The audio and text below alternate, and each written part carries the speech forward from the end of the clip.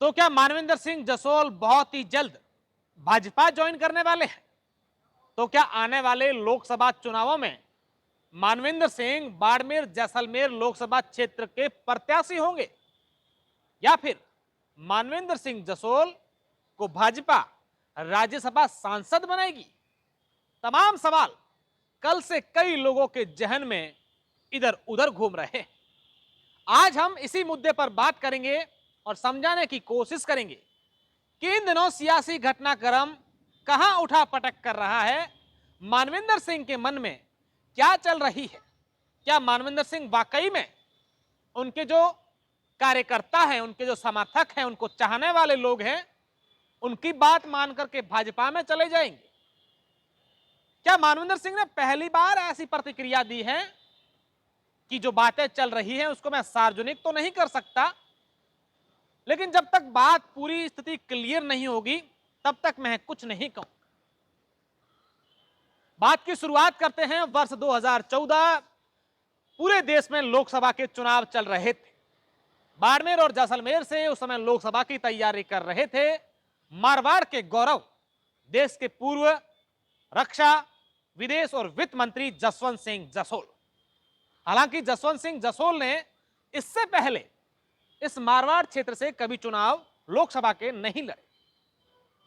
बाड़मेर जैसलमेर क्षेत्र से जब भी जसवंत सिंह का नाम आया तो यहां के उनके समर्थकों में, यहां के लोगों में एक विशेष उत्साह था कि यहां से जसवंत सिंह जसोल जो हैं वो चुनाव लड़ रहे हैं और हम उनके साथ बखूबी उनका साथ निभाएंगे, क्योंकि उस समय एक मोदी लहर भी थी। चुनाव नजदीक आते गए और जब टिकट वितरण की सूची आई तो जसवंत सिंह जसोल का नाम कट गया। वहां पर नाम था कर्नल सोनाराम चौधरी। एक आग सी लग गई इस क्षेत्र के लोगों में, जो जसवंत सिंह जसोल के समर्थक थे, जो उनको चाहने वाले थे, और ये ऐलान कर दिया गया कि हम तो चुनाव लड़ेंगे, निर्दलीय लड़ेंगे। चुनावी मैदान में जसवंत सिंह जसोल थे, सामने कर्नल सोनाराम चौधरी और उधर कांग्रेस से हरीश चौधरी चुनाव लड़ रहे थे। जसवंत सिंह जसोल को इस चुनाव में पराजय का सामना करना पड़ा और उसके बाद से मानवेंद्र सिंह और जसवंत सिंह जसोल का भाजपा के प्रति रुख कुछ ठीक नहीं लगा। मानवेंद्र सिंह ने स्वाभिमान रैली की पचपदरा में और वहां पर एक नारा कहा कि कमल का फूल हमारी भूल। उसके कुछ समय बाद कांग्रेस ज्वाइन की। वर्ष 2018 के विधानसभा चुनाव में झालरापाटन में वसुंधरा राजे सिंधिया के सामने चुनाव लड़ा और सबसे बड़ा कारण यही कहा जाता रहा कि वसुंधरा राजे सिंधिया के कारण ही जसवंत सिंह जसोल की टिकट कटी है। 2019 में लोकसभा के प्रत्याशी बने बाड़मेर जैसलमेर से कैलाश चौधरी के सामने कर्नल मानवेंद्र सिंह। 2023 में विधानसभा के चुनाव लड़े सिवाना विधानसभा क्षेत्र से। अब इंटरेस्टिंग कहानी जो पूरी की पूरी आती है वो आती है विधानसभा चुनाव 2023 में।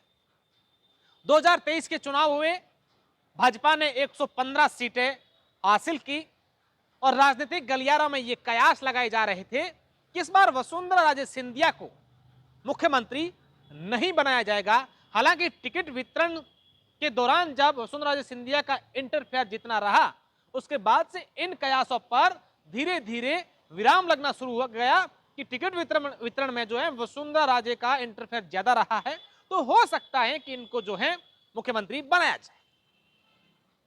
उसके बाद छत्तीसगढ़ और मध्य प्रदेश में जब भाजपा ने मुख्यमंत्री नाम की घोषणा की तो पूरे देश में यह हो गया कि ये चौंकाने वाले नाम आए, तो अब राजस्थान में भी कोई चौंकाने वाला नाम आ सकता है।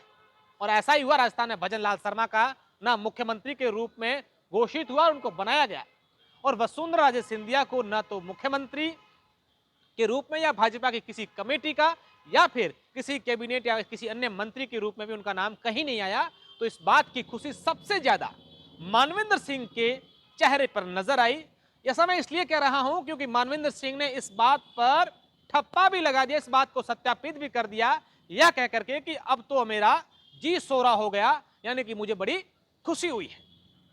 जब पत्रकारों ने मानवेंद्र सिंह जसोल से यह पूछा कि साहब क्या अब आपकी घर वापसी होगी, तब उन्होंने चुटकी लेते हुए कहा कि भाई मैं तो भारत का नागरिक हूं, भारत में ही रहता हूं, तो मेरी घर वापसी कैसी। पत्रकारों ने भी बड़े होशियार से पूछा, साहब यहां घर वापसी का मतलब पार्टी वापसी है। तो कहा कि हमारे कार्यकर्ताओं की अधिकतर की इच्छा तो यही है। अब देखने वाली बात होगी कि आगे क्या बनता है, कार्यकर्ता क्या चाहते हैं। और जब पूछा गया कि साहब कोई बातचीत चल रही है क्या, तो उन्होंने कहा कि बातचीत क्या चल रही है ये मैं सार्वजनिक तो नहीं करूंगा, लेकिन जब बात पक्की हो जाएगी तब मैं आपको जरूर कहूंगा। यानी कि मानवेंद्र सिंह जसोल पहली बार ये बयान देते हुए नजर आए कि कहीं ना कहीं उनका रुख भी भाजपा की तरफ अब बन चुका है और जल्द ही मानवेंद्र सिंह जसोल भाजपा ज्वाइन करेंगे।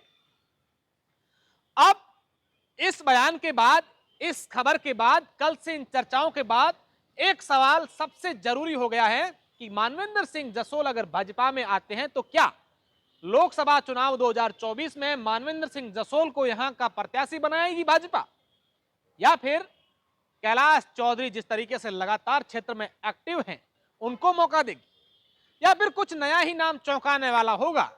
क्योंकि इन दिनों राजनीतिक गलियारों में चौंकाने वाले फैसले बहुत ही ज्यादा ही हो रहे हैं।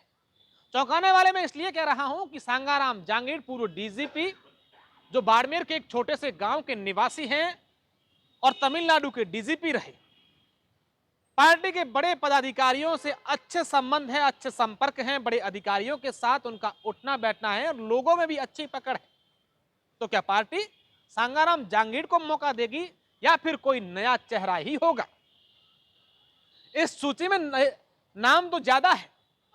किशोर सिंह कानोट कहीं ना कहीं राजनीतिक गलियारों में ये चर्चाएं हैं कि इस बार लोकसभा से तैयारी कर रहे हैं। नवल किशोर गोदारा इस बार लोकसभा से तैयारी कर सकते हैं।